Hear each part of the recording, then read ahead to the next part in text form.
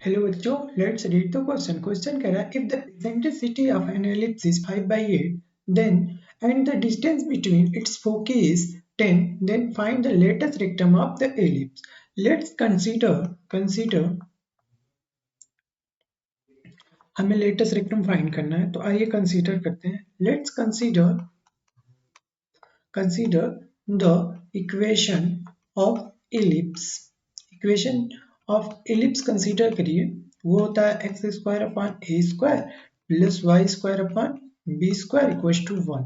और यहाँ पे कंसीडर करिए a is greater than b. Hence जो इसका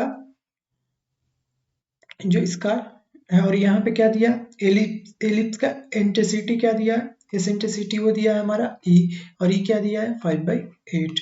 और क्या दिया, डिस्टेंस बिटवीन फोकी। तो डिस्टेंस बिटवीन जो फोकी हो जाएगा,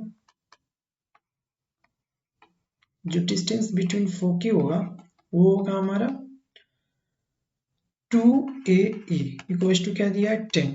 चूंकि जो फोकी होता है फोकी जो होता है बच्चों, वो होता है हमारा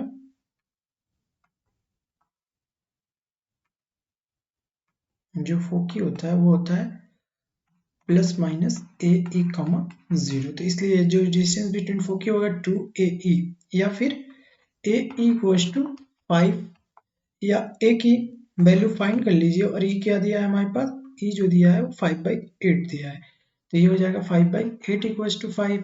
दिस इंप्लाइज ए बराबर 8। हेंस नाउ यूजिंग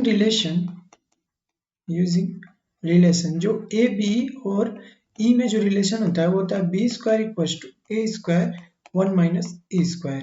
बी की वैल्यू हमें फाइंड करनी है, ए स्क्वायर हमारे पास दे रखा है कि नहीं, हमने फाइंड कर लिया है 64।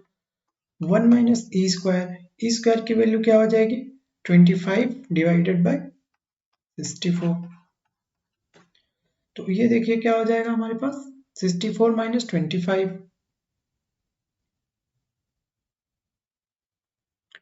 B square equals to A square. 64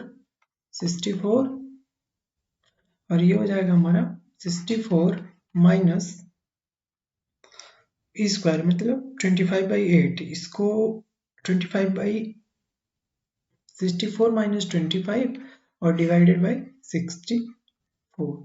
तो ये देगा 64 से 64 कैंसिल आउट, ये बचेगा 64 में से 25 जब सब्सट्रैक्ट करेंगे बच्चों तो ये हमें दे देगा 39।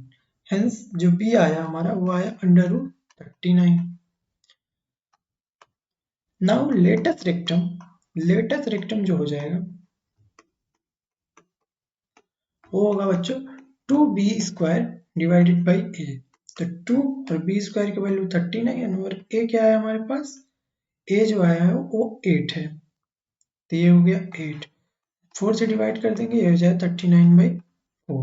हेंस जो लेटेस्ट रेक्टम आया वो क्या आ गया 39/4। आई होप बच्चों you understood the solution. Thank you.